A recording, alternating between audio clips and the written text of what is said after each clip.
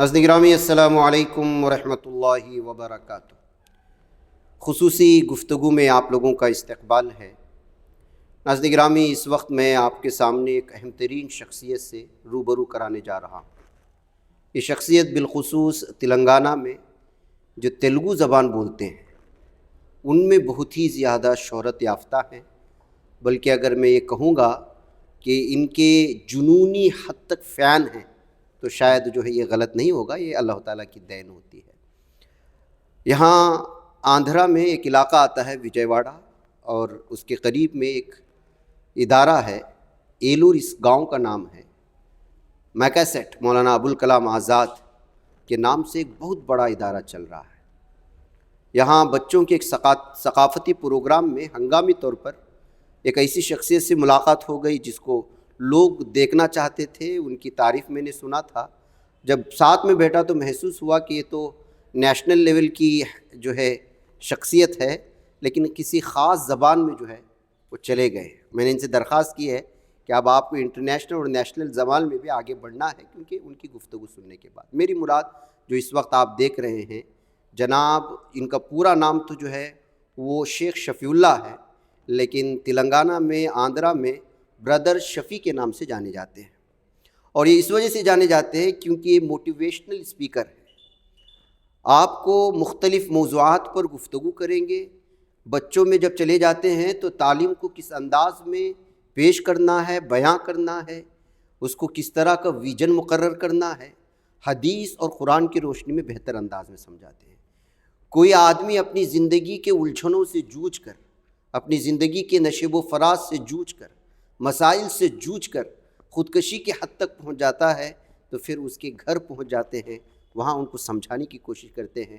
خود ان کے بقول اب تک 1,00,000 فیملیز ایسی ہیں جو اس طرح کی انتہائی قدم اٹھانے سے ان کو اللہ تعالیٰ نے ان کو بچانے کا ذریعہ ہمارے برادر شفیع کو کیا ہے۔ یہ بہت بڑی بات ہے۔ ان سے شاید ہماری اردو بولنے والی یا ہندی بولنے والی جو ہے ناظرین جو واقف نہیں ہیں، یا واقف ہوں گے بھی تو حیدرآباد میں، لیکن جو مجھے دیکھتے ہیں وہ چاہے یو پی ہو، بہار ہو، دہلی ہو، اڑیسہ ہو، کلکتہ ہو، یا سعودی عرب میں، یا دبئی، یا مشرق وسطیٰ میں بیٹھے ہوئے ہمارے یہ نارائز، وہ اس شخصیت کو آپ دیکھ لیں۔ ہمارے جیسے آپ کو میں انٹروڈیوس کرا رہا ہوں، کچھ سوالات پوچھوں گا اس وقت۔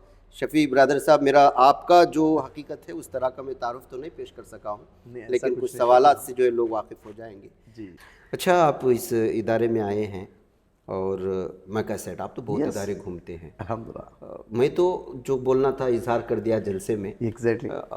آپ کو کیا لگتا ہے ادارہ کس طرح ترقی کی جانب جا رہا ہے، اور دینی اور عصری علوم کو لے کے جو چل رہے ہیں لوگ، جس طرح کی سہولیات دے رہے ہیں، کیا ایسا محسوس ہوتا ہے؟ نہیں، بہت خوشی ہوئی میں یہاں پہ آنے کے بعد۔ آنے سے پہلے میرا سوچ الگ تھا، میں سوچا بس ایسی کچھ مدرسہ ہے میں جا رہا ہوں۔ یہاں آنے کے بعد یہاں کا جو انفراسٹرکچر جو دیکھا تو ونڈرفل، میرے کو بہت تعجب ہوا۔ الحمدللہ یہاں پہ جو ڈیڈیکیٹڈ ٹیم ہے، خاص کر کے وسیع اللہ صاحب جو ندوی اور مدنی ہے مولانا، خاص کر کے لوگوں کا فیوچر دیکھ رہے آپ، تو فیوچر بلڈ کرنے کے لیے جو کام شروع، ان کے جو 2 فرزند ہیں محمد بھیا اور اسامہ، ہے نا، تو ماشاءاللہ دے آر کمپلیٹلی انوالوڈ، تو ان لوگوں کا پیشن بنا کے آگے لے کے جا رہے ہیں۔ اچھا، تو رزلٹ دکھ رہا ہے یہاں پہ، اتنا بڑا کیمپس ہے اور اتنا نیٹ مینٹین کر رہے ہیں لوگ، کافی اچھا ہے۔ بچوں سے گفتگو کر رہے تو بچے بہت خوش ہیں یہاں پہ۔ ان لوگوں کو جو ڈائٹ پہ فوکس کیا جا رہا، اور فزیکل ایکٹیویٹیز کے اوپر، اسپورٹس کے اوپر، ہارس رائڈنگ پہ فوکس کیا جا رہا، تو کافی اچھا ہے۔ ان لوگوں کا ایکوی لیولس کے لیے، ان کی سائیکالوجی کے لیے،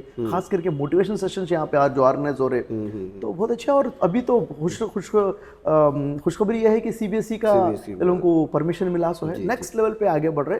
مجھ کو امید ہے اور بہت آگے بڑھیں گے آرگنائزیشن، اور یہاں پہ جتنے بھی لوگ ہیں آندھرا تلنگانہ کے لوگ خوش نصیب ہے اس طرح کا مدرسہ یہاں پہ موجود ہے، اسے فائدہ اٹھانا چاہیے۔ ہاں، تیلگو زبان کے مقامی لوگوں کو یہ ترجیح دے رہے ہیں آس پاس، یہ سب سے بڑی آپ کو کیسے پڑھا؟ اس لیے کہ بہت اچھا مدارس کے سلسلے میں ذہن بنا ہوا ہے، آپ کو معلوم ہے کہ وہاں کے طلبہ کو غیر ریاستوں کے علاقے بس دکھانے کے لیے بڑھتے، لیکن مجھے بھی یہاں آنے کے محسوس ہوا کہ مقامی اور آس پاس کے جو تیلگو بولنے والے جو ہیں، اور وہ بھی آپ میں نے کل دیکھا ریموٹ ایریا میں جا کے، تو بہت یوں سمجھے کہ پہلے زمانے میں جو چھپر وغیرہ کے دکھے ہوئے گھر دکھتے تھے، چونکہ ابھی تو ہم شہروں سے ہمارے یہاں بھی پائے جاتے تھے، لیکن بدلتے زمانے کے ساتھ لیکن آج بھی ہیں وہاں پہ اس طرح کا طبقہ ہے۔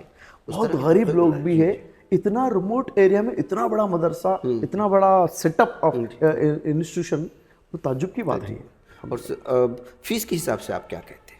फीस ना के बराबर है जी मैं यही एडवाइस करूंगा, फीस लीजिए जी जी ताकि एक लेवल के बाद क्या है बोझ हो जाएगा। जी जी। अब फ्री एजुकेशन पे जा रहे हैं, वेरी नॉमिनल फीस है, 100 रुपीज़ पे कुछ पढ़ाने की कोशिश कर रहे हैं, तो बहुत अच्छी बात है, अप्रिशिएट करना चाहिए। इतना कम में क्वालिटी मेंटेन जो कर रहे हैं, क्या फ्यूचर में मेंटेन करने के लिए, और खास करके पेरेंट्स को भी ये मालूम होना है कि इन्वेस्ट करना चाहिए बच्चों के ऊपर। जी जी जी। अगर फ्री आ रहा तो फ्री ही चाहेंगे हमेशा, जी, जी, तो यहाँ पे जो है ना पेरेंट्स भी इन्वेस्ट करना चाहिए, पैसा लगाना चाहिए एजुकेशन के लिए। माशाल्लाह ये लोग बहुत कोऑपरेट कर रहे हैं, काफ़ी अच्छा है। स्कॉलरशिप, अब इससे पहले जो प्रेजेंटेशन में देखा था, अगर बच्चे टैलेंटेड है, डिसिप्लिन्ड है, तो 100% स्कॉलरशिप दिया जा रहा है ना, 90%, 70%, 50% स्कॉलरशिप है। लोगों को उभारने के लिए काफ़ी अच्छे स्कॉलरशिप दिया जा रहा है यहाँ पे। आखिर में कोई और पैगाम आप स्टूडेंट्स को या मक्का सेट वालों को, या आपने जो अलग से महसूस किया, क्या देना चाहेंगे आप?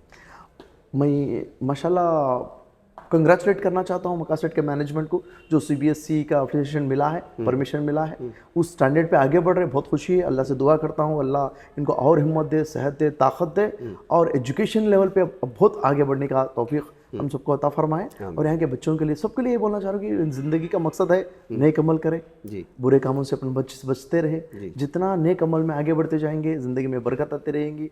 जो हम बंदों पे रहमत के नज़र से जब रहेंगे, अल्लाह की रहमत हमारे पे रहेंगे इंशाल्लाह।